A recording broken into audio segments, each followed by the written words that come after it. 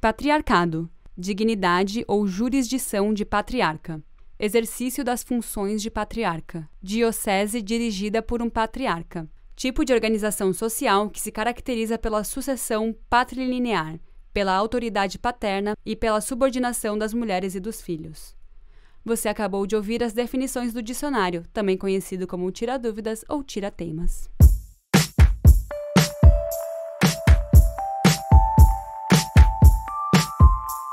Olá! Está começando mais um episódio do Dicionário Feminista. Espaço para entendermos o significado de alguns termos que a gente tanto ouve falar hoje em dia. Eu sou a Teca Carbonell. E eu sou a Júlia Presotto. Nesse programa, a gente vai desmistificar um termo que parece muito atual, mas que é tão velho quanto Platão em filosofia. Hoje a gente vai falar de patriarcado. Foi lá na Grécia Antiga que o patriarcado surgiu. A palavra pater, do grego pai, remete a uma estrutura social em que o homem, mais precisamente o pai da família, tem a supremacia nas decisões sociais. O início desse movimento se deu durante a expansão dos povos hebreus. Na busca de uma identidade social própria que unisse os cidadãos que tinham os mesmos princípios, o patriarcado surgiu para caracterizar a sociedade judaica.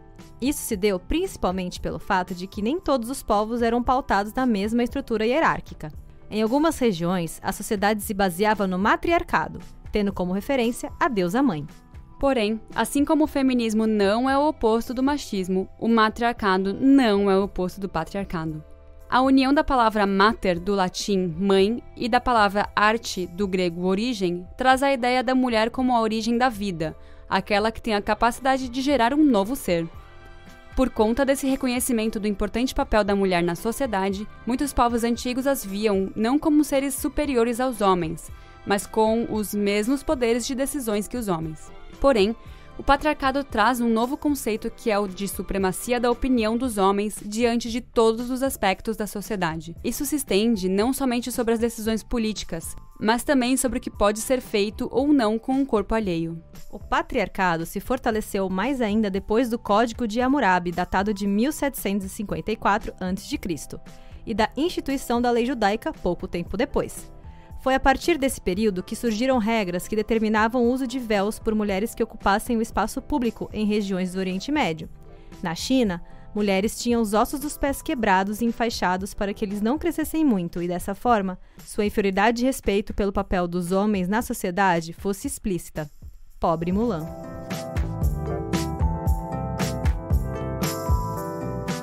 Caramba, hein, Ju? A gente sofreu muito durante muitos anos para poder se encaixar na estrutura do patriarcado, né? Mas você não acha que a mulher tem mais jeito para cuidar da casa, dos filhos, e não é melhor os homens continuarem nas decisões políticas? Quem disse que as mulheres têm mais jeito, né? Na minha casa é totalmente diferente, assim. Beleza que minha mãe cuidava muito mais da casa, mas meu pai sempre teve muito mais jeito com criança. Então, meu pai sempre foi muito cuidador. E minha mãe foi mais tomadora de decisões dentro de casa, de organizar, não sei o quê. Então, não é a mulher que tem mais jeito ou não. O que acontece é que a mulher amamenta, né? Então, isso deixa ela, entre muitas aspas, frágil em relação ao homem, né? O homem pode, depois que a mulher engravida, vai lá, segue a vida, né? A mulher ainda tem que amamentar. Então, isso faz com que muitas mulheres acabem ficando mais tempo em casa. Mas isso não quer dizer que depois do período de amamentação, a mulher tenha que parar a vida, né? Nem durante a amamentação. Tem que parar a vida para cuidar da criança. O pai tem que estar muito presente também. Ele está cada vez mais presente, né? Não tem nada a ver a relação do sexo, do gênero com o cuidado, né? Eu acho também uma reflexão legal, porque quando você pensa na questão da mulher em casa cuidando dos filhos e o homem tomando as decisões, né? Como o patriarcado sugere, você automaticamente está querendo dizer que um casal sempre tem que ter um filho. E a criança é meio que quem justifica todo esse movimento dentro da casa, que depois vai para fora, para o espaço político, o espaço público. Mas eu acho que hoje em dia não dá mais pra gente usar essa justificativa, né? As crianças, os filhos não são mais o centro das atenções, porque muitas pessoas nem querem ter filhos mais, sabe? E tudo bem. Não sei, sabe? Eu acho que hoje em dia ficou muito ultrapassada essa ideia. Já era ultrapassado antigamente, né? Porque era um motivo de reprimir o sexo, o outro sexo, no caso, as mulheres. E hoje em dia ficou mais ainda, assim, sem sentido, sabe? Cada dia que passa tá mais ainda sem sentido essa ideia. Eu acho que até quem quer ter filho, né? Hoje em dia, não sei se eu tô falando uma coisa por achismo, mas ao meu ver, tem muito mais possibilidade de, tipo, colocar a criança pra fazer outras atividades enquanto a mulher está trabalhando. Eu acho que cada vez mais o mercado está mais compreensivo. Que, tipo, o filho tem onde ir, o filho tem com quem ficar, sabe? Eu acho que dentro da minha realidade, dentro da minha bolha, eu acho que isso acontece mais, assim. Eu sei que quem é pobre, quem não tem uma estrutura tão estável quanto a minha, não é real. Mas, assim, por que a gente continua colocando a culpa, entre aspas, na mulher quando a gente tá falando de criança, né? Porque, assim, eu já ouvi dizer que uma mulher, quando ela engravida e tem filho, ela volta da licença maternidade no Brasil, muitas vezes ela é demitida. E o que acontece com o homem ele ganha mais, ele ganha um aumento, porque promovido. Ele vai ter mais responsabilidades. Então, o chefe acha que ele vai ser mais fiel ao trabalho, porque ele tem uma criança pra cuidar, não sei o quê. E por quê, né? Por que não dar um aumento pra mulher que ela vai, nossa, dar muito suor pra cuidar daquela criança, né? Eu acho que você também escutou o Mamilo sobre paternidade? Devo ter ouvido. Acho que é sobre paternidade, não lembro, mas depois eu vou colocar o link aqui embaixo.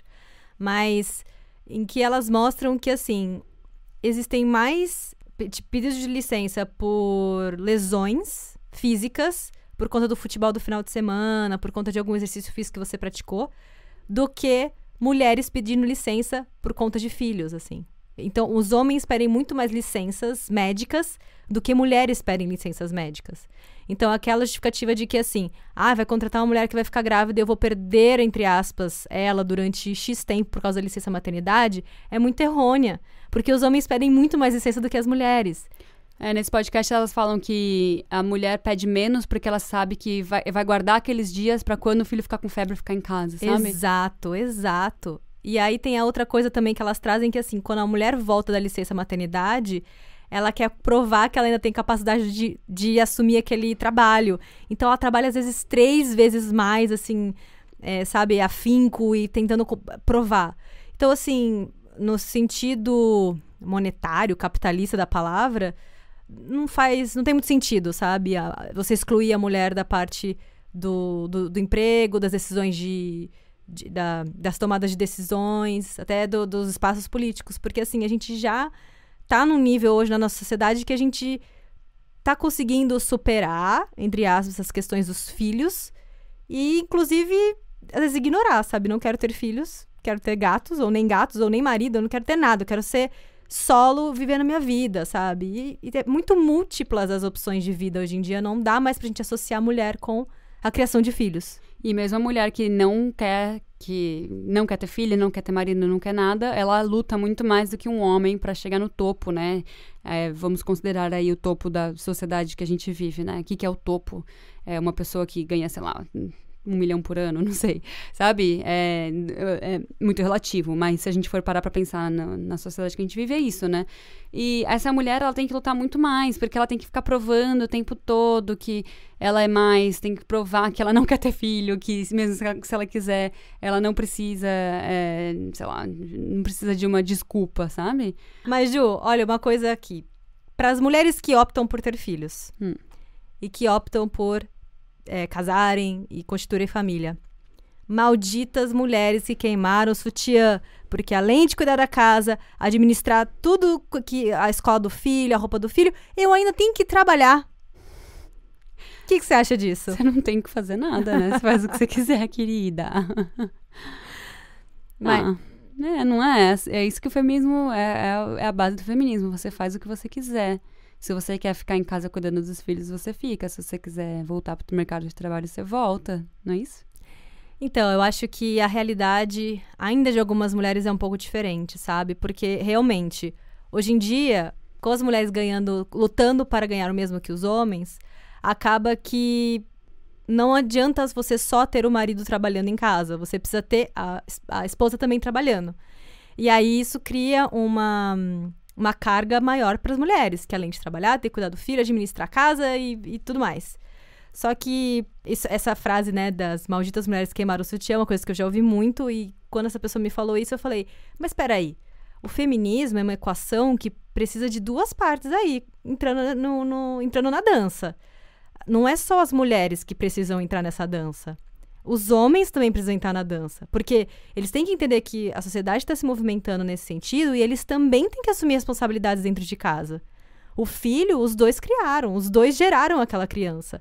Então, saber quantas meias o seu filho tem limpa na geladeira, louca, na gaveta, é responsabilidade do pai também. Se o uniforme tá limpo pra amanhã ir pra escola, se a mochila dele tá certinha, como estão as notas dele.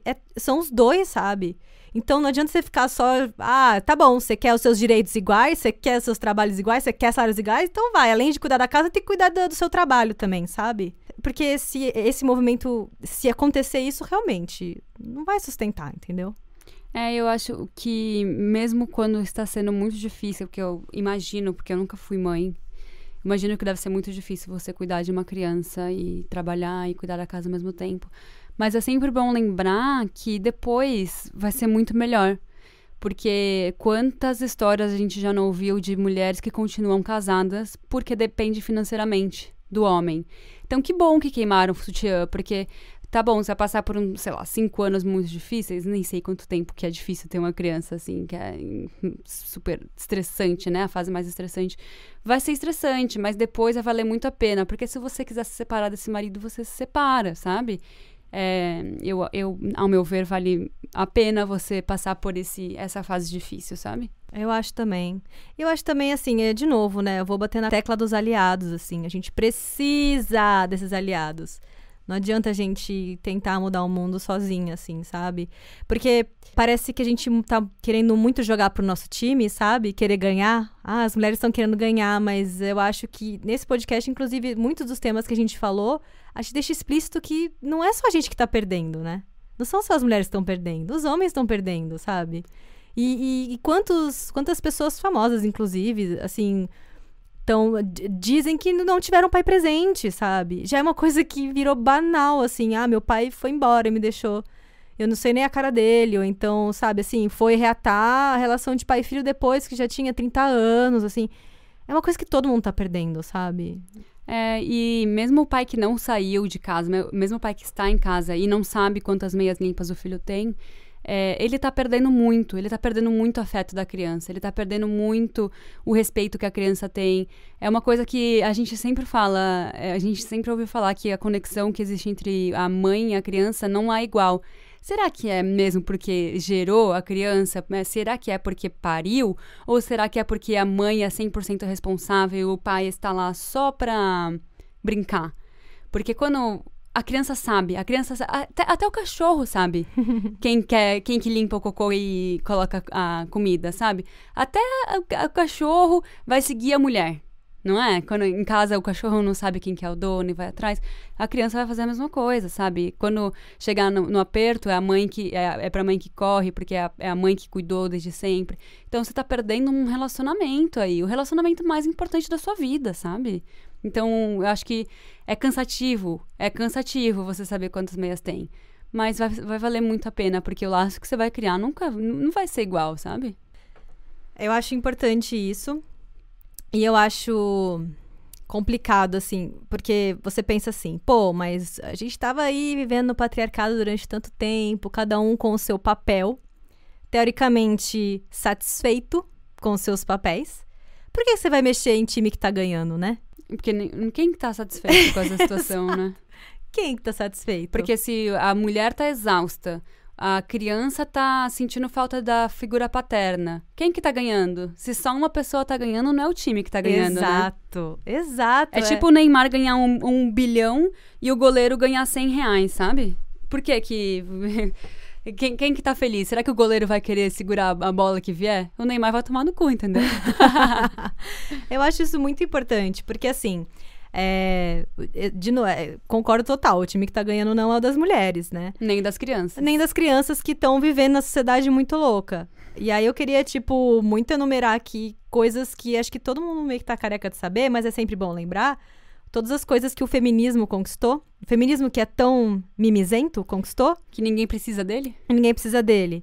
Então, assim, se a gente pode votar hoje em dia, é por causa do feminismo. Se você pode usar a roupa que você quer, assim, com as restrições de beleza, de padrões bem ultrapassados, mas ainda assim, você pode usar mini saia. Você pode ir na praia e usar um biquíni se você quiser. Antigamente, a gente não podia. Ou então, se a gente pode, hoje em dia, reivindicar nossos salários iguais, ainda não são iguais, mas a gente pode chegar num RH e falar, olha, por que o fulano que tem a mesma função que eu ganha mais? A gente tem esse espaço hoje em dia. É por conta do feminismo, entendeu? Cara, e tem tanta coisa ainda pra ser feita. É que eu tô muito desiludida, porque ontem eu vi um documentário que chama Honor Diaries. É um documentário publicado em 2013. Ele está disponível na Amazon Prime. E se você não tem Amazon Prime, acho que você pode fazer a inscrição por um mês e ver só esse documentário. Ele conta a situação das mulheres no Oriente Médio. E, cara, a gente tá muito pra trás. A gente tem muito pra fazer ainda. Assim, eu fico muito feliz com essa lista de coisas. A gente sempre tem que celebrar as coisas que a gente conquistou.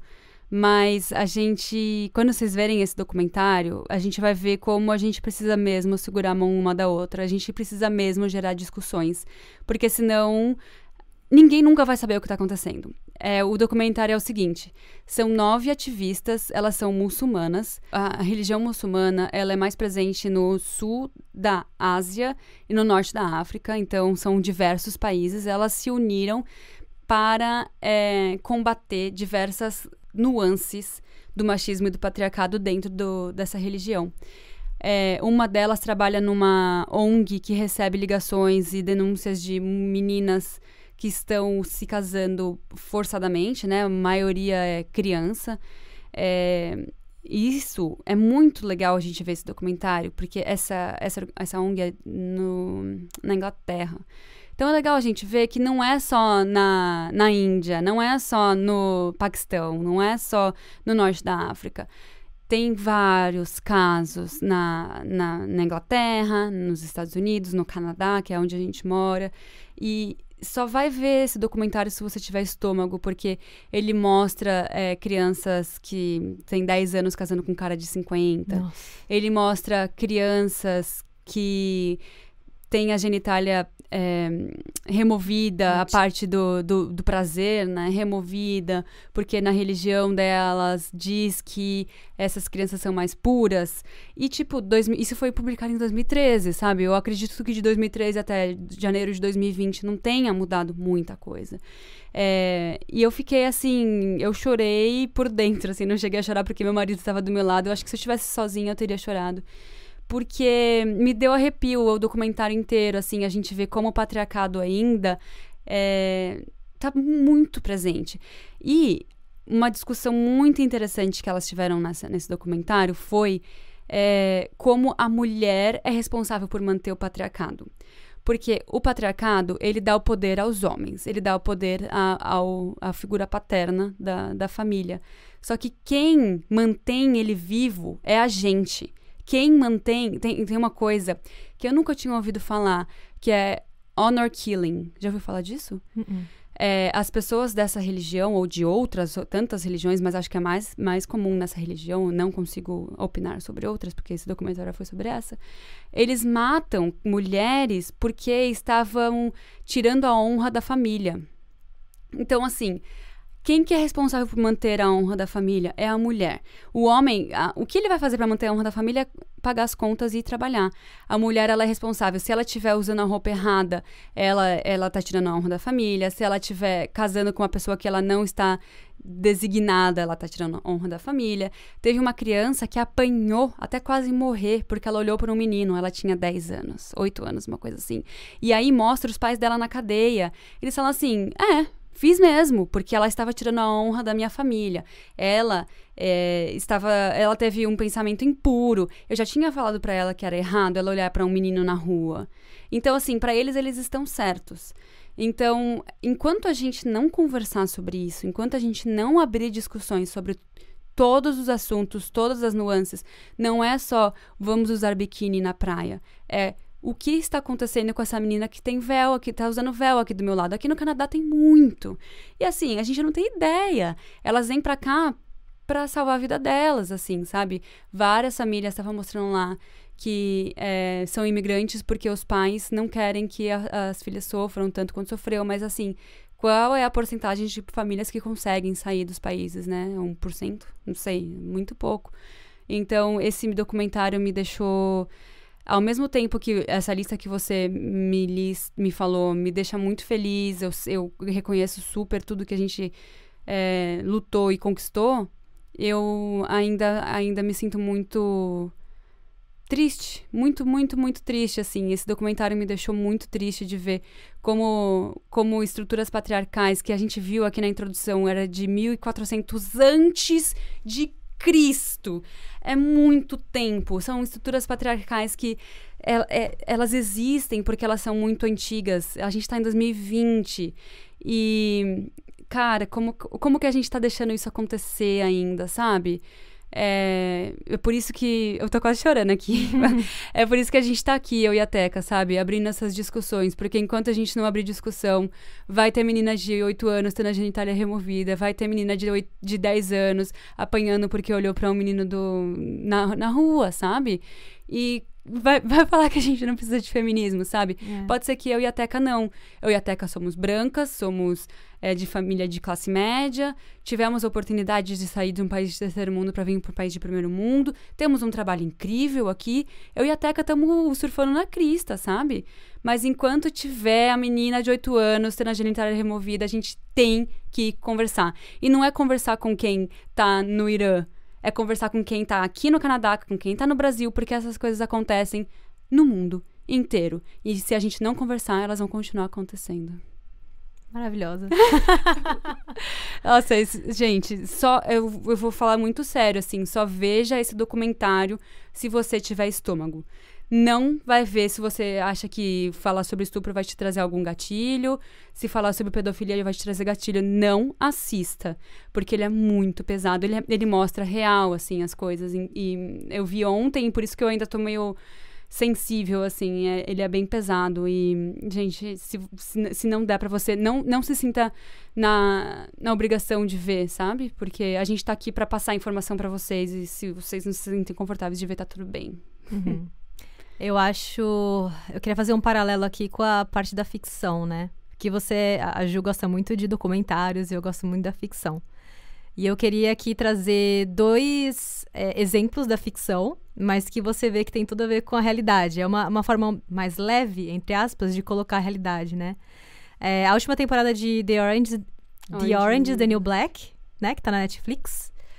Você assistiu também até o fim, né? Eu ainda não, eu tô no meio. Eu comecei a assistir agora, mas tudo bem, pode falar. Mas é uma personagem que aparece na última temporada e tal, e ela também some por motivos muito bostas, assim, é muito foda.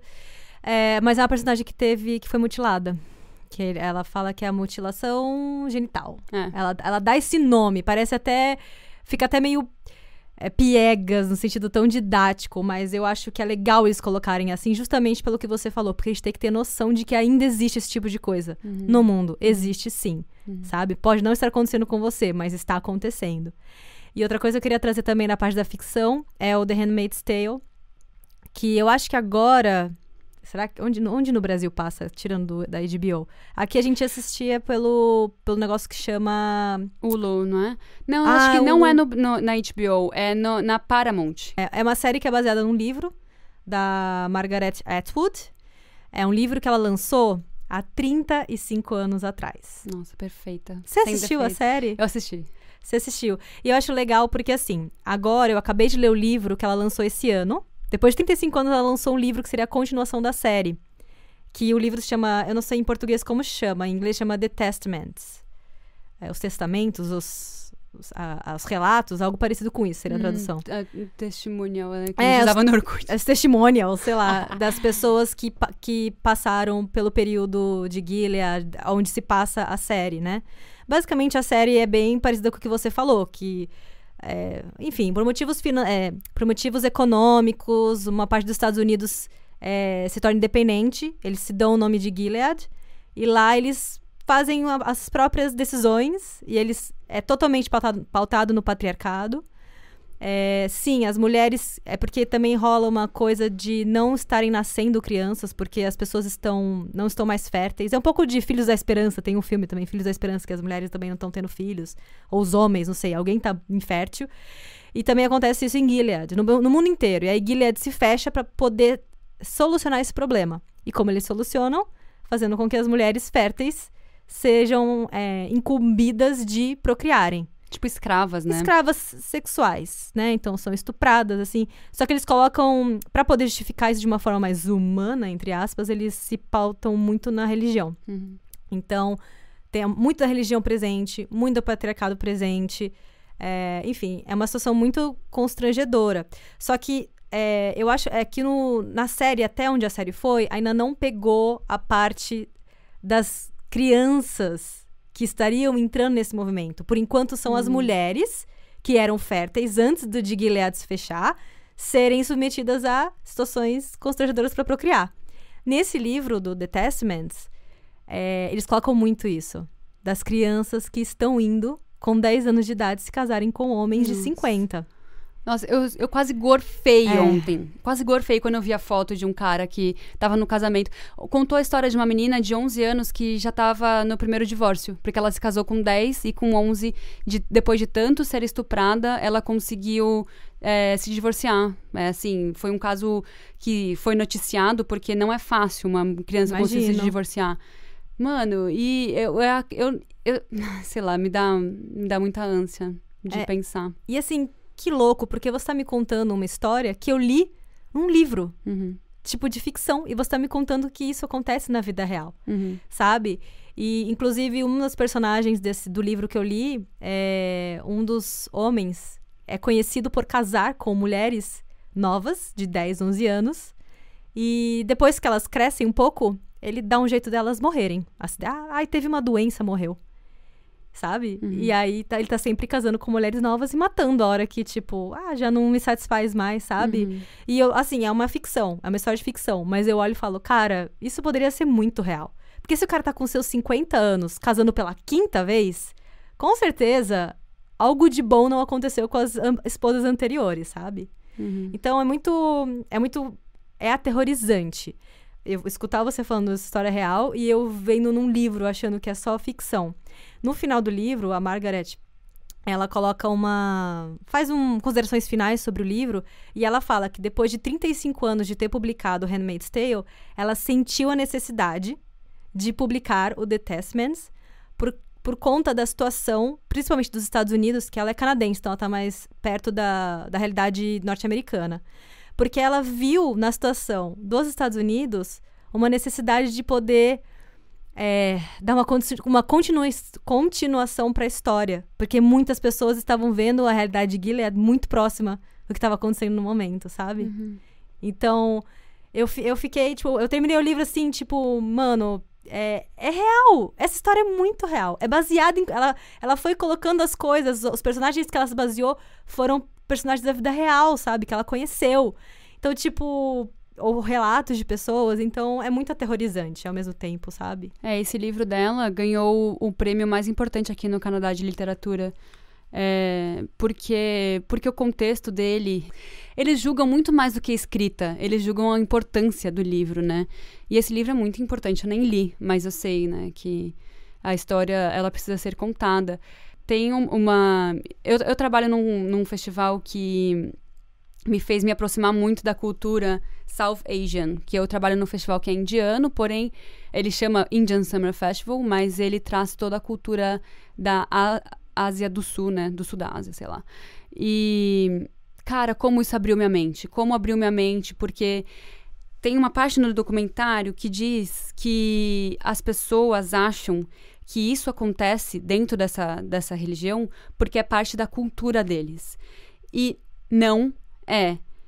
Tem uma parte daquelas que falam assim, enquanto você estiver tirando direitos humanos de uma pessoa por conta de religião ou cultura, Você pode anular. Você pode anular aquela religião, você pode anular aquela cultura, se você estiver tirando os direitos humanos básicos de uma pessoa. Então, assim, elas até falam, imagina como uma pessoa, sei lá, do Paquistão se sente triste de ser ligada a esse tipo de ação. Uma pessoa do bem, uma pessoa que segue todos... A religião deles é lindíssima. E imagina uma pessoa que segue tudo bonitinho, que tem um orgulho pra caramba de ser do Paquistão. A Malala, eu falei dela da outra vez, eu lembrei agora, ela é do Paquistão também, ela aparece bastante no documentário. Ela tem um orgulho enorme de ser do país dela. E tudo, ela fala isso no livro várias vezes, tudo que ela quer é voltar pro país dela. Mas ela não pode, porque ela é perseguida. Ela tem, sei lá, quando ela fez tudo que ela fez, quando ela lançou o livro, ela tinha 15 anos. Ela não pode voltar pro país dela. Então, imagina só ela ser ligada a esse tipo de cultura, entre aspas, cultura, né? Aquilo não define quem eles são. O que define quem eles são é a bondade. Esse povo, quanto mais contato tenho, mais eu me apaixono, assim. Eles são muito bondosos. Eles têm uma cultura muito legal. Eles têm uma religião linda. Então, assim, elas falam... E não sou eu que estou tomando o espaço deles, eu estou aqui parafraseando. Elas falam que quando você vê alguma coisa de errado, não deixe de falar porque você acha que você está sendo racista ou porque você acha que você está machucando, sabe, a cultura da pessoa. Uhum. Você tem que cuidar da pessoa, independente da religião dela ou da cultura dela. Ela até conta uma história de uma menina que deixou de ir para a escola por, sei lá, 3 meses. E ela era dessa religião. E quando foram questionar a professora, por que você não foi atrás do que aconteceu com essa menina? A professora falou, porque é da cultura deles, isso vai acontecer. E não é pra acontecer. Se uma criança para de ir na escola por 3 meses, é pra você ir atrás. Não é porque ela tá usando um véu que você vai falar, os muçulmanos são assim. Não é pra ser assim. A criança tem que ir pra escola todos os dias. Não é pra falar, é porque menina na religião deles não estudam mesmo. Não é pra ser assim. É pra gente ser muito atento. É pra gente estar sempre com olhos atentos, porque a religião, desde sempre, ela é a maior desculpa pra gente manter essa cultura, pra gente manter o patriarcado. É porque Deus quer assim, é porque a mulher é mais pura, é porque a honra da família, não sei o quê. Não é pra ser assim. Se a mulher tá sendo ferida, se qualquer coisa que você suspeite, já tem que abrir a boca, já tem que questionar, e já tem que meter a colher, sim, sabe? É muito bizarro, porque você falando isso, tipo, no livro da Margaret, esse último livro, existe a mesma situação, das meninas sumindo da escola. E aí elas já sabem que é porque foi, enfim, entrou na, sei lá, menstruou, ficou fértil. Aí teve que casar. E aí vai ter que casar. E é bizarro, é muito bizarro. Imagina você estar na escola e suas amigas sumindo. E você não poder nem questionar o que tá acontecendo, porque você já sabe o que tá acontecendo, sabe? Você não tem muito o que fazer pra salvar, entre aspas, aquela pessoa. É bizarro. Mas a gente tá aqui falando sobre... A gente tá meio que falando aqui sobre o time que tá perdendo nessa onda do patriarcado, né? Mas eu acho que tem muitas outras coisas que a gente perde, né? Tipo assim, a realidade... É que assim, essa realidade, ela existe, essa que a gente tá conversando. Mas assim, talvez pra gente... talvez pra algumas pessoas próximas da gente, é difícil ter empatia, porque não tá tão próximo assim, sabe? Eu não conheço ninguém, pelo menos no meu núcleo de amizades ou familiar, eu não conheço ninguém que casou sem querer casar com alguém porque obrigou ou foi mutilado ou algo do tipo. Mas eu acho que existem outros exemplos que a gente pode dar aqui que, claro, machismo. Patriarcado é machismo, né? É quase a mesma coisa. Mas um gerou o outro, né? É filhinho do outro. A cultura do estupro.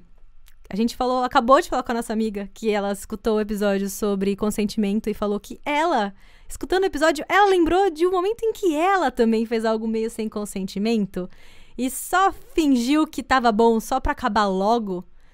A cultura do estupro é uma coisa muito séria entre a gente. E todo mundo já passou por isso.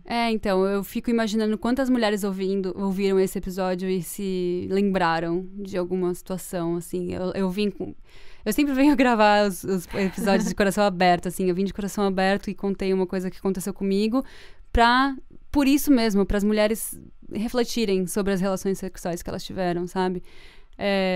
Mas a gente vai ter um episódio sobre cultura do estupro em breve. Pra gente. É muito necessário, a gente tem que falar mais sobre isso. E masculinidade tóxica também, né? A gente falou já sobre falamos, tóxico. Mas eu acho que é legal falar disso porque isso afeta também os homens, né? Principalmente, eu diria, principalmente os homens. Será que principalmente? Quem tá apanhando é a mulher, né? Mas afeta os dois porque homem nenhum consegue ser feliz quando tem uma relação tóxica com ele mesmo, né? Eu acho complicada a questão de você não se aceitar do jeito que você é, sabe? Sim. Porque a masculinidade tóxica é muito isso, assim. Você não se aceita por ser... Você não aceita a sua sensibilidade. Você não aceita a sua sexualidade, às vezes. Você não aceita... E aí você tem que ficar só enterrando. E aí, quando aquele negócio explode, Cara, que loucura você não aceitar nem suas próprias emoções, né? Tipo, o que você sente é real, sabe? E não tem nada... E assim, não tem nada de errado, né? Exato, Eu só queria trazer uma coisa aqui, porque o patriarcado tá na nossa sociedade há muito tempo, e eu acho importante, o feminismo pra mim é importante, porque ele me faz refletir sobre coisas. Então, eu vou dar um exemplo aqui, comigo. Eu sempre quis ser mãe. Sempre quis ser mãe. Quero ser mãe, é uma coisa que até hoje eu penso. Mas, a partir do momento que eu descobri o feminismo, que eu entendi essa estrutura que a gente vive, sempre viveu, eu me questionei. Eu falei assim, eu quero ser mãe porque eu quero ser mãe, ter filhos, etc e tal, ou porque eu cresci escutando que ser mãe é maravilhoso, que é o nosso papel e tarará, tarará, tarará. E até hoje eu me questiono um pouco isso, sabe? É que, assim, hoje eu consegui dar o primeiro passo que foi refletir sobre o assunto. E aí decidi se eu aceito ele ou não. Outros assuntos eu refleti e eu não aceitei. Outros assuntos eu refleti e aceitei. Eu acho que esse movimento é importante, entendeu? Pra gente conseguir quebrar a estrutura do patriarcado. Parar e pensar, que nem você falou das meninas mutiladas. Pode ser que muitas delas cresçam e falam, mas é assim mesmo. Porque no The Orange is the New Black, a pessoa que relata, a outra pessoa fala assim, mas e sua mãe levou você pra ser mutilada? Nossa, era isso que eu ia falar agora. No documentário, é a mãe que tá segurando a menina. E ela fala, eu vou fazer isso porque senão minha filha não vai casar. É normal. E tipo, e se ela não casar, é a pior coisa que vai acontecer na vida dela. Lembrei o que eu ia falar aquela hora. Tem uma mulher que ela prefere se matar do que pedir o divórcio. Porque o divórcio vai trazer desonra pra família inteira dela. Então ela se mata. Gente, é tipo assim... Tem nem palavras, sabe? E é isso, é se questionar, assim, por que o divórcio vai me causar desonra? Eu mereço ser infeliz, então, o resto da minha vida? Para a minha família não se sentir desonrada? Exato. Eu acho que são, assim, é a tal desconstrução maravilhosa. E a gente tem que fazer ela o tempo todo. E porque a gente nasceu numa estrutura do patriarcado. A gente precisa. Acho que a melhor forma de corrigir é refletir, é desconstruir e tentar entender. E se você genuinamente pensou em tudo e falou, não, realmente, eu acho que tudo bem. Eu acho que eu não vou me divorciar, eu prefiro continuar casada do que me separar e desonrar minha família, tudo bem.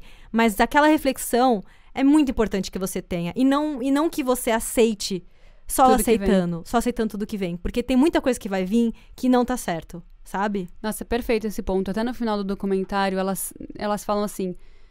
Eu preciso que quem tá vendo esse documentário converse sobre ele, que gere awareness, né? Que gere conhecimento sobre ele e sobre esse assunto. Ela não tá pedindo para que você vá até a Índia salvar as mulheres. Ela tá pedindo para que a gente converse e reflita sobre o que tá acontecendo, sabe? Isso que você falou sobre a maternidade é muito legal. Não só refletir sozinha, eu quero isso porque eu quero isso, não sei o quê. É legal você conversar com uma mulher que é mãe, hoje em dia, sabe? Porque assim, a minha mãe, quando ela foi mãe, ela falou que ela não pensava, ela fazia. Ela não refletia se era bom dar bolacha recheada pra criança. A primeira palavra que minha irmã falou, minha irmã é 6 anos mais velha do que eu. A primeira palavra que minha irmã falou foi bolacha. Ai, que maravilhosa! Ela era um bebê obeso. Então, assim, a minha mãe não refletia, sabe? Então, a partir da nossa geração, a gente já tem a dádiva da reflexão, né? Quer dizer, nossa geração, as pessoas que têm acesso a esse tipo de coisa e a esse tipo de conteúdo. E é isso, assim, a gente tem que pensar. E é engraçado isso de ser mãe, assim. Quando eu me tornei feminista, eu também tive essa reflexão e falei, não, eu não quero ser mãe. E aí voltou. E agora que eu tô perto dos 30, é uma vontade genuína. É uma vontade que eu sinto que se eu não cumprir, eu vou ser incompleta, sabe? E tem gente que não. Tem gente que foda-se ser mãe. Eu não quero. E tá tudo bem também, sabe? Eu acho essa reflexão fantástica e eu acho muito legal a gente conversar sobre isso, sabe? Eu acho legal também, eu falei isso hoje com meu marido, hoje de manhã. Falei assim, cara, eu quero ser mãe, mas não agora. E tá tudo bem. Agora eu não quero, mas eu quero ser mãe, mas não agora. Pode ser que amanhã eu fale que eu quero ser agora. E depois de amanhã pode ser que eu fale que eu não quero ser mãe nunca. E é isso, a coisa mais maravilhosa do feminismo é que a gente pode escolher. A gente pode. Não tem ninguém falando que, não, tem que ser mãe. Sabe? É isso. Não tem ninguém falando que eu posso, que eu não posso. Você tem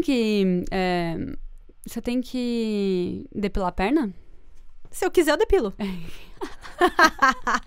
É muito engraçado isso, né? Que o patriarcado, eu falei de um assunto muito pesado, porque eu vim cheio de ódio no coração, né? Depois de assistir aquele documentário. Eu vim com um assunto muito pesado mesmo, porque ele tava na garganta. Mas tem umas coisas tão pititicas que o patriarcado faz com a gente, de não poder... Sei lá, gente, por que a gente depila a perna? Você depila a perna porque você quer ou você depila a perna porque você está numa estrutura social que diz que você tem que depilar? Às vezes eu fico 3 meses sem depilar e às vezes eu depilo toda semana. Júlia mesmo, falando. Tipo, um escolher é tão delicioso, né? Maravilhoso a escolha. É maravilhoso. Agora que você trouxe essa questão, eu queria te perguntar. Quantas vezes o patriarcado te atrapalhou? Ou quando te atrapalhou, né? Quantas vezes é muito preciso. 1.357 vezes. Cara... Tirando a depilação da perna, que mais que você acha que esbarrou na tua vida? Engraçado. Eu tenho muitos privilégios na minha vida e eu acho que o maior privilégio da minha vida é a minha família. Porque eu sei que dentro dos privilégios sociais que eu tenho, muitas pessoas não têm o privilégio de ter a família de mente aberta que eu tenho. Então, eu sinto que na minha criação, eu tive poucos problemas em relação a isso, assim. Nunca fui exigida de nada, nunca fui... Cara, eu tive uma vida muito livre. Eu acho que eu sou muito feliz e grata a tudo que eu tenho hoje e... Por conta disso, assim, sabe? Porque eu sempre fui livre demais pra ser quem eu sou. Eu não consigo me lembrar de, tipo... Puta, eu tive que... também ajuda que eu tenho uma irmã que é mulher, né? Eu não tenho uma comparação dentro de casa do tipo... Eu tive que lavar mais louça que meu irmão. Que eu sei que acontece muito. Cara, eu não consigo me pensar... Não consigo. Olha como eu sou privilegiada. De não conseguir lembrar uma marca muito pesada do patriarcado. Você tem? Além da cultura do estupro. Além da cultura do estupro e do assédio. Eu acho que pra mim... eu vou trazer um background também da minha família que é muito particular. Eu sei que não é muitas famílias que são assim. Claro, a gente também sempre foi classe média, tivemos os nossos privilégios, estudamos em escola pública e estamos felizes da vida aqui. Só que a nossa estrutura familiar era assim, a minha mãe cuidava da casa, minha mãe sempre quis ser mãe. Minha mãe sempre quis cuidar da casa. Minha mãe não teve problema algum em abandonar a carreira e abandonar o emprego pra cuidar da gente, sabe? E isso eu sou muito grata. Assim, acho que foi ela abdicou de muita coisa por nós, pelo amor de mãe que ela teve. E então, meu pai sempre também teve o privilégio da questão do meu pai ter um emprego bom e conseguir sustentar a casa. Só que ele morreu. Então, foi nesse choque que a gente teve que aprender que o patriarcado falha também, sabe? Ele morreu muito jovem, né, Taquinha? Você tinha quantos anos? Eu tinha 8 anos, minha irmã mais velha tinha 18 e tinha mais 2 no meio, né? Somos em 4 no total. E minha mãe tendo que segurar a barra de 4 crianças, sendo que uma já era adolescente, 18 anos, então a minha irmã mais velha estava passando por todas aquelas crises da adolescência, né? Que depois todos nós passamos depois na escadinha. Mas imagina, a minha mãe tinha abandonado o emprego, não tinha uma carreira, só cuidava de casa e de filho, e ela teve que, aos trancos e barrancos, entender que ela era a provedora da casa. Além de tudo, além de cuidar de administrar toda a casa, a gente tinha que trabalhar pra ganhar dinheiro, pra sustentar a gente, sabe? E isso com a gente com muitos privilégios. Eu imagino uma família de classe baixa passando por uma situação dessa, assim. Minha mãe fala até hoje, sorte que seu pai tinha emprego bom, porque senão todos vocês teriam ido trabalhar. Com 15 anos, né? Minha irmã com 18 e eu com 8. Todos os do meio também iam ter que sair pra trabalhar, fazer alguma coisa. Então, eu acho que é isso, assim. Eu acho que essa foi uma das lições mais duras, assim, que eu aprendi nesse sentido do patriarcado ser falho, sabe? Nossa, total, Teca. Nunca tinha pensado dessa forma, assim, do tipo... o patriarcado, a gente mantém ele como mulher porque ele está meio que intrínseco em tudo que a gente faz, né? A gente é responsável por manter os bons modos do patriarcado. Mas e quando não tem o homem? Quando o homem não é mais presente naquela família, né? É um rastro, né, do patriarcado. Porque, assim, sua mãe deixou tudo. Ela deixou toda a vida dela para cuidar das crianças. E aí? E aí, não tem mais o pai. E eu imagino ainda as pessoas que não têm o pai porque o pai simplesmente foi embora, né? Pegou a malinha e foi embora. O meu pai, ele faleceu. Foi acontecimentos da vida. Então, a gente não carrega ainda a dor da rejeição. Nossa, total. Porque eu acho que a dor da rejeição ainda põe mais um bloquinho nesse muro de dificuldades que o patriarcado coloca na nossa vida. E então é isso, acho que, tipo, essa foi a primeira vez que eu vi, assim, e depois disso, eu acho que aí teve a decorrência de aprender sobre feminismo, você só vai vendo o quanto é importante derrubar essa estrutura, sabe? É muito importante, a gente precisa acabar, porque é muito falho. Cara, agora que eu comecei a pensar um pouco, refletir um pouco sobre a estrutura da minha família, eu me lembrei de uma história da minha mãe. Meu bisavô é da Itália. Ele foi a primeira geração Então, meu avô foi a primeira geração de brasileiros, né? Nascidos no Brasil. E eles eram bem europeus frios, assim, sabe? Meu avô não falava, né? Ele já faleceu faz bastante tempo. Não falava, não abraçava. Minha avó, ela vivia pelo meu avô. Tem duas histórias muito engraçadas da minha mãe. Não são engraçadas, na verdade, são tristes, né? É que a gente ri do absurdo. Teve um dia que a minha avó, ela foi fazer uma entrega. Minha avó era costureira. Ela foi fazer uma entrega e era muito longe. Minha avó não voltava para casa a tempo. Minha mãe começou a perceber que ela não ia voltar a tempo de fazer o jantar pro meu avô. E com 9 anos, minha mãe preparou um jantar. Porque ela estava com medo do pai dela chegar em casa e não ter a comida feita. E isso ia gerar um problema na casa, né? Ia gerar uma briga, provavelmente. Minha mãe me falou que ela não lembra o que ela cozinhou. Ela só lembra do desespero de preparar a comida. E ela sabe que ela preparou. Não lembra o quê. Mas ela preparou, do desespero, assim. E outra coisa que veio muito dessa família fria, né? Que a minha mãe teve... foi que minha mãe, ela sempre buscava muito a aceitação do meu avô, né? Fazia de tudo pra... Ela até deixou de ser feminina pra se aproximar mais. Porque meu avô sempre quis ter um filho homem. E veio ela. Fraquejada, famosa fraquejada, né? Na real, meu avô teve 3 filhas primeiro. Que foram do primeiro casamento dele. A mulher dele morreu. Aí ele casou com a minha avó.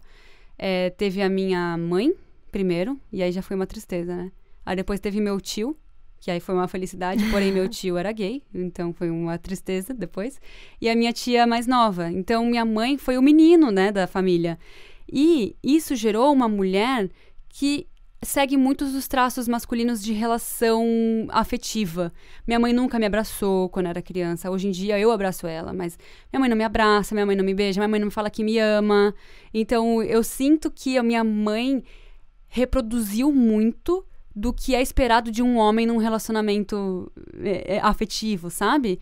Então eu sinto que eu perdi muito, porque o patriarcado fez a minha mãe ser como se fosse um pai. Ela obviamente, tem todos os problemas de ser uma mulher e tudo mais, mas ela agiu muito como um homem, afetivamente dizendo, sabe? Uhum. O que é esperado de um homem, né? E isso é uma marca muito grande na minha vida, assim. Isso molda muito quem eu sou, né? E eu acho que tá aí é outra coisa, né? A sua mãe, provavelmente ela nos questionou, né? Imagina! Se ela pensou assim, mas será que eu quero ser assim? Ou será que eu sou assim porque os outros querem que eu seja assim? Ou porque é assim que eu vou conseguir ter respeito, o respeito que eu quero tanto? Total. Né? Ou suprir as expectativas né, de ser o homem, filho, Sim. que rolou a fraquejada, acabou saindo mulher, sabe? Meu avô era marceneiro e meu tio sempre foi muito afeminado, eu acredito, né? Não tenho tantos detalhes, mas quando eu nasci, ele sempre foi muito afeminado, assim, entre aspas, porque o que é afeminado, né? Mas a minha mãe, ela tomou mesmo o papel de menino da família, tanto que ela era a pessoa que ia ajudar meu avô a fazer as coisas manuais de pregar martelo, pintar a casa. Meu avô pintava a casa todo Natal. Minha mãe ajudava. E não tinha menino nenhum, ou nenhuma outra menina que ajudasse ele na família. Eram 6 crianças, ninguém ajudava ele, era só minha mãe. Então eu vejo como minha mãe trouxe muito da masculinidade pra trazer a aceitação, pra conseguir a aceitação do meu avô, sabe? E isso é tão triste, né? Ela é maravilhosa do jeito que ela é. Eu acho legal também porque ela conseguiu quebrar. A quebra também é importante. Isso é legal a quebra mesmo. daquele fluxo que todo mundo segue, mas não sabe muito por quê. Se tem algum que desgarra, eu acho bom, assim, do tipo, se eu desgarrei e tá tudo bem, eu tô bem, deu certo, deu bom, qual o problema dos outros desgarrarem, sabe?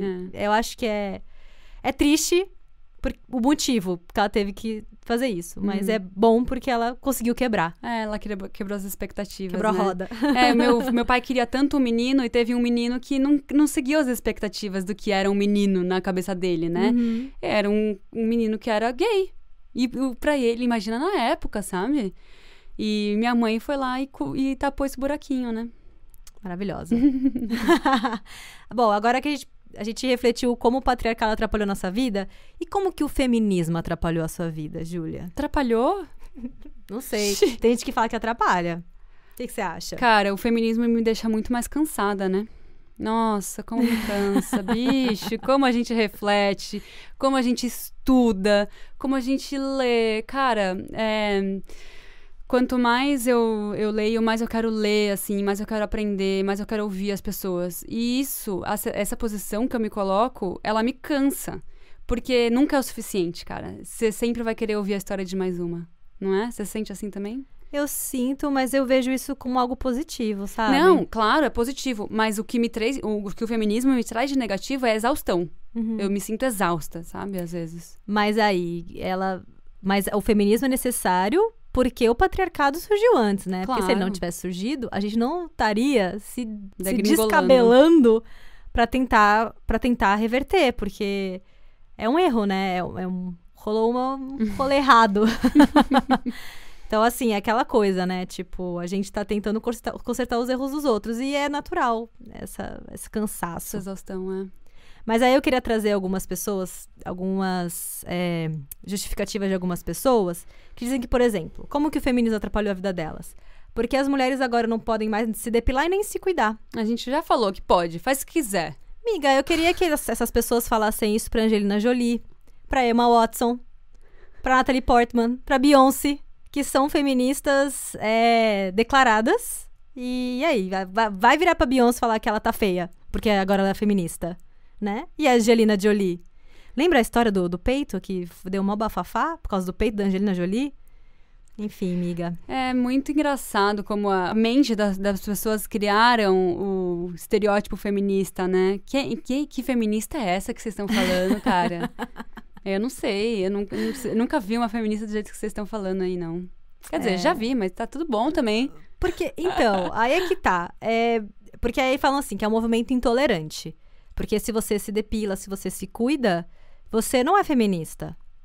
Mas quem falou isso? E pra quem? Em que livro que falou isso, né?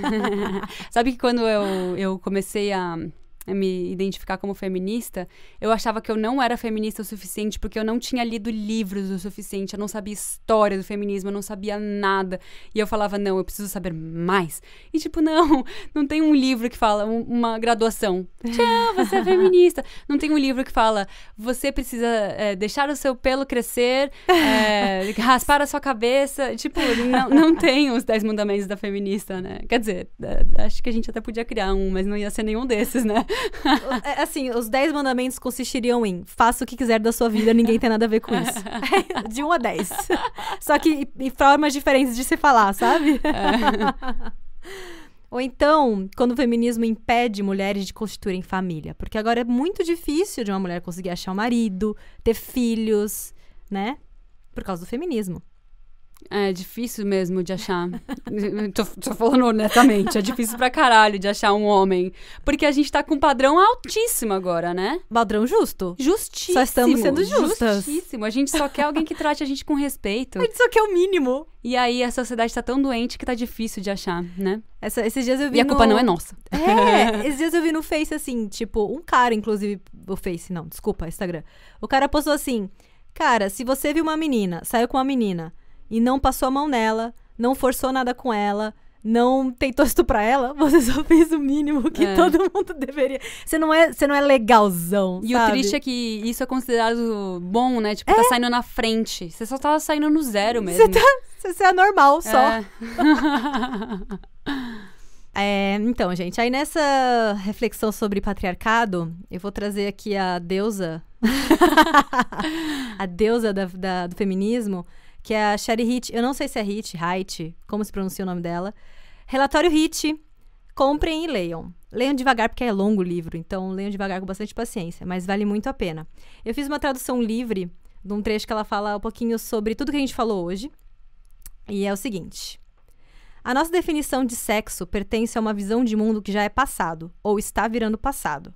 Sexualidade e relações sexuais não definem mais os direitos da propriedade. As crianças não são mais o centro de poder do Estado e dos indivíduos. Apesar de todas as instituições sociais ainda serem baseadas na forma hierárquica e patriarcal, o patriarcado já está morto, assim como a sexualidade que o define. Nós estamos atualmente no período de transição, apesar de incerto exatamente para o quê. O desafio agora é encontrarmos uma sociedade mais humana que vai implementar o melhor dos valores antigos, como a bondade, a empatia, a cooperação, o igualitarismo e justiça em todas as camadas da vida pública e privada. A metamorfose para uma sociedade mais pessoal e humanizada. Ai, que lindo. Maravilhosa. Até arrepiou, amei. Tradução livre ainda, né? Nem sei se traduzir certo. Tá perfeito. É isso aí, a gente... Cara, é parar de ver mulher ou qualquer ser humano como... Cara, eu tive uma palestra... Eu tive uma reunião no meu trabalho sobre acessibilidade. Já falei que meu trabalho ele é bem humanas, ele é bem comunista. Sobre acessibilidade. E a gente falou qual a necessidade de acessibilidade que eu quero dizer. De tipo, eu tenho um problema pra ouvir no lado direito. E as pessoas normalmente não falam sobre isso, sabe? E tem um deles, um cara que trabalha comigo, que ele é indiano, ele é gay. Ele tá trazendo um pouco da vivência dele. E ele fala... Tudo que ele falou, no final ele fala assim, tipo, não assuma que alguma coisa é verdade porque tá na sua cabeça. Vamos tratar todo mundo como ser humano. Pergunta, você é indiano, você come curry, sabe? Uhum. Tipo, vamos tratar todo mundo com mais generosidade. Vamos tratar todo mundo bem, como ser humano. Vamos perguntar, você é mulher? Você quer se depilar? Você é mulher? Você quer fazer isso? Você quer ser mulher? Você quer ser mulher, não, você quer ter filho. Porque tudo parece que... Tudo me disseram que é assim, então eu faço assim, não é? Uhum. E o contrário também, você é homem, você quer se depilar? Isso. Você é homem, você quer ter filho? Não há vergonha em dizer que você quer ser pai. Quero não ser um puta pai, porque ser pai é um tabu entre os homens, né? Sim. Querer falar que quer ser pai um dia é um tabuzinho. A gente já teve essa situação, uma vez a gente tava falando... nosso primeiro clube do livro. Eu e Teca participamos de um clube do livro e a mulher era bem doida no livro. E aí a gente ficou falando, a gente nem quer ser mais mãe depois desse livro. Aí os nossos maridos todos se abraçaram e comemoraram. Eu falei, ai, que ridículo. O Vitor quer mais ser pai do que eu quero ser mãe. Ele é louco pra ser pai. E tá tudo bem, é tão lindo, né? Pois é. Você pode escolher o que você quiser ser. Olha que maravilha. Ai, que seria tão bom se fosse real, né? Depois dessa conversa, eu acho que a gente não vai mais questionar se o feminismo é mesmo necessário, não é mesmo? Se você conhece alguém que ainda acha que patriarcado é balela, compartilhe esse podcast para essa pessoa parar de passar vergonha. E se tem algum outro termo que você queria muito que a gente comentasse aqui no podcast, pode mandar lá pra gente no Insta, @dicionariofeministapod, no e-mail dicionariofeministapodcast@gmail.com ou nos comentários no canal Dicionário Feminista, se você estiver escutando pelo YouTube. A gente vai ficar mega feliz de ouvir você por lá e escutar suas sugestões, críticas e histórias. Lembrando que esse podcast só foi possível com a estrutura da Biblioteca Pública de Vancouver. E apoio emocional dos nossos amigos e parceiro das lutas diárias. Como a gente só trabalha com fatos, todas as fontes usadas para a produção desse programa estão na descrição. Para quem quiser estudar mais sobre o assunto, é só dar uma passadinha lá. Muito obrigado por ouvir a gente. Tchau! Tchau!